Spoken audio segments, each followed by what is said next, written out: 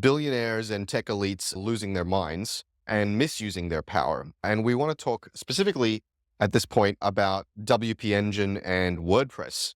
Now, if you've been living under the rock for the last 2 weeks, you've probably missed this. But Matt Mullenweg, who's the guy who started WordPress, WordPress is powering some massive portion of the web. It's the CMS, an open source CMS that is sitting under a lot of systems and a lot of websites. And it's, owned by the WordPress, whatever foundation, charity, whatever thing, WordPress.org. And there is a commercial entity attached to it, WordPress.com, which has some of these commercial services wrapped around it. And Matt is, the benevolent dictator of this open source community, right? Which is, he runs it. He has the moral authority to do a lot of stuff.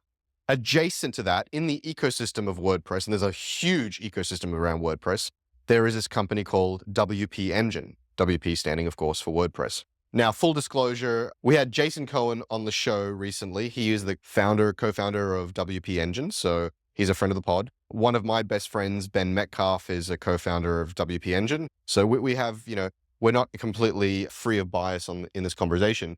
But I think there's a general consensus that in the WordPress community that Matt Mullenweg has lost his freaking mind. And he is really just creating a huge storm by trying to call out and to shut down, and in some cases, it seems like to extort WP Engine. So let me just go through a list of stuff he's done here just to give you a sense of what's going on. So he's labeled WP Engine as a cancer to the WordPress community at WordCamp US 2024, highlighting their lack of contribution back to the open source community. Now, that's actually a fair assertion. They have not contributed that much to the open source parts of WordPress. He sent them cease and desists. He has banned WP Engine from accessing some of WordPress.com's resources, like their plugin directory, which has generally been available to all people in the ecosystem. He's been accusing them of trademark violation because they use WP in their name, which has been explicitly stated as something that's okay in the WordPress ecosystem. And there's also claims that he's basically just been extorting people, like, you got to give us a huge chunk of your revenue if you want us to keep supporting you. And he offered Heather, the CEO, a job, and he said, like, you've got to take this or we're going to talk about out you for what you guys have been doing. And then he's sort of alluded recently that WordPress is him and he is WordPress and he's allowed to do whatever the hell he wants. And he's basically encouraged anybody at WordPress to quit and take a severance package if they don't agree with him. And any one of these things done carefully and with precision, one might argue is within his rights. But if you dig into the tone and the tenor and the lack of care in the way he's been doing these things, it sort of suggests to me a kind of the mental breakdown. Like, he's really just being cavalier and careless and damaging to his personal reputation and to WordPress's reputation as a stable and valuable resource. I think you could argue that some of his points are correct, like WP Engine are not contributing to the open source WordPress community as much as they should. But the way he's going about it, much like an Elon Musk, where I think some of his points are correct, but the way they are going about it suggests a kind of burnout or mental health issue that I think is bizarre and dangerous for their respective brands, companies, and communities. All right, where do I want to go with this? I think there's a couple of different points here that are sort of interesting to go into. One of them is about founder mental health. And, we've had a couple of episodes on that topic back in our archive. So I think it's really interesting to go and listen to. Being a founder puts a huge strain on your mental health. And people who become founders often have some issues. In fact, I saw this thing on LinkedIn. It was a bit of a throwaway line, or a bit of a throwaway post, but I thought it was quite interesting. And it said that, that someone had heard from their VC friends that all the founders that have started taking ketamine and dealing with their mental health issues have started quitting their startups. So it's nearly like the chips on their shoulders, their unresolved traumas are some of the fuel for being founders. Now, there's no data behind that. That is, like I said, just a throwaway post. But it made me both laugh and kind of nod with a certain recognition. Founders are very strong personalities. And I think the line between being really focused on building a great startup and tipping over into some sort of episode can be disturbingly fine at times. And so, yeah, I mean, I'm certainly not a psychologist. I don't want to diagnose Matt Mullenweg, and I know neither do you, Chris. But yeah, a bunch of erratic behavior can come from being at the forefront of a business for a long time and really wanting it to grow. Now, the second point I would also make is really about open source software and how it fits into an ecosystem with for-profit commercial entities, right? I've seen a version of this story before, and it was around certain open source developers criticizing Amazon Web Services, right? So the way open source works, by definition, and there are different licenses, right? But the idea is you create the software, you release it to the world, and anyone can use it for free. And critically, Chris, there is no obligation to contribute back. There might be a sort of a moral kind of code or something, but you can use that software, you can sell it for as much as you like, you can make a huge business out of it, and you don't have to contribute back. Now, WP Engine was very successful. It was sold to a private equity firm, what's it called? Silverwater, I believe. And I haven't researched this, but it's quite possible that the founders of WP Engine have walked away with more money than Matt Mullenweg is worth. Oh, yeah. Even though he is the father of WordPress. And so I wonder if there's this personal element, this sort of beef where you're like, damn, I've put everything into this and other people are profiting more without giving back.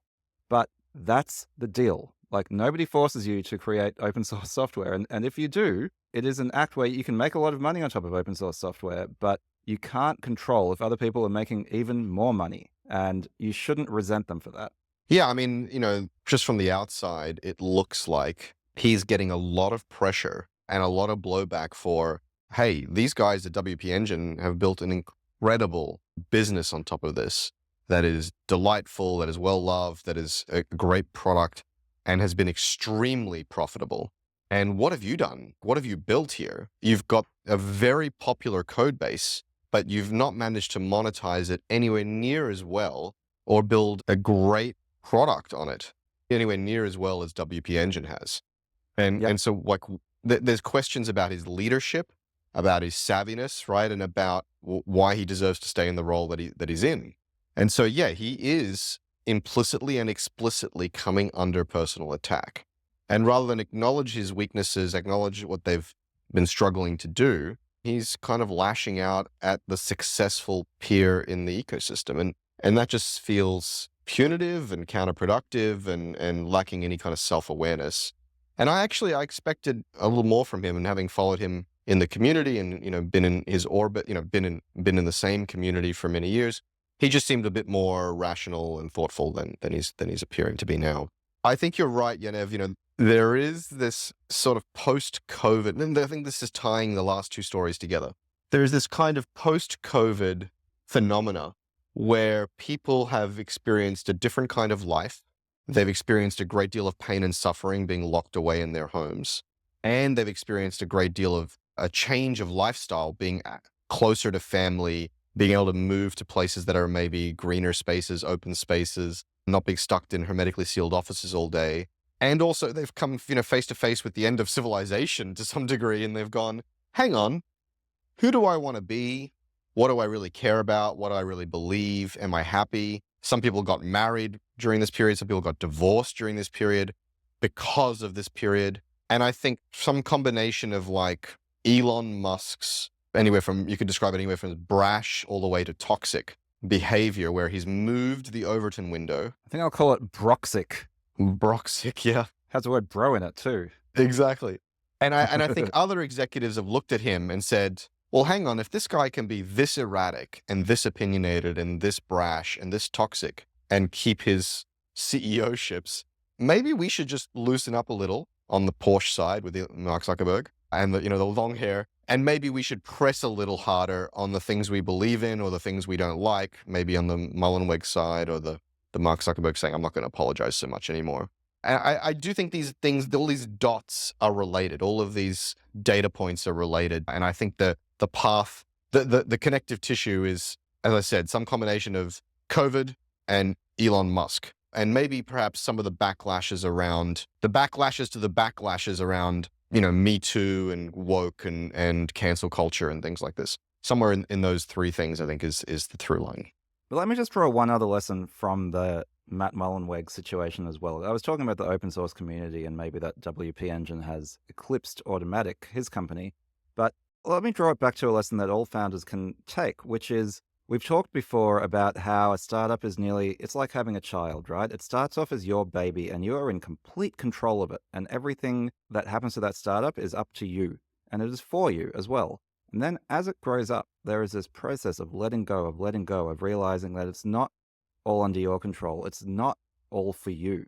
And, I think this open source thing where, the child has eclipsed the parent might be a version of that is somewhat extreme. But I think every founder of a startup that reaches a level of success realizes that, oh, the only way I can continue the success is by letting go. And if you don't learn to let go and realize that just because you created it doesn't mean it belongs to you anymore, then you're going to have a bad time. You're going to hurt your employees, you're going to hurt your community, and ultimately you're going to hurt yourself. So this is actually a very valuable level of psychological maturity that you need to bring to bear as your startup grows.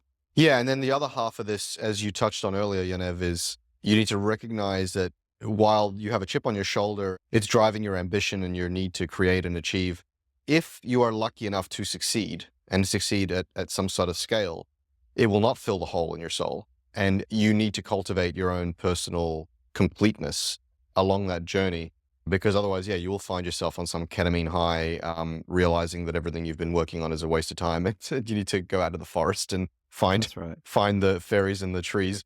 Go for a walk, smell some roses, kiss your spouse, do something, enjoy your day, as well as building a fantastic Buy startup. a Porsche. For God's sake, buy a Porsche. Yeah, that's good advice for founders, Chris. You heard it here first. All right. Those are our thoughts on Matt Mullenweg and WordPress and the WP Engine fight.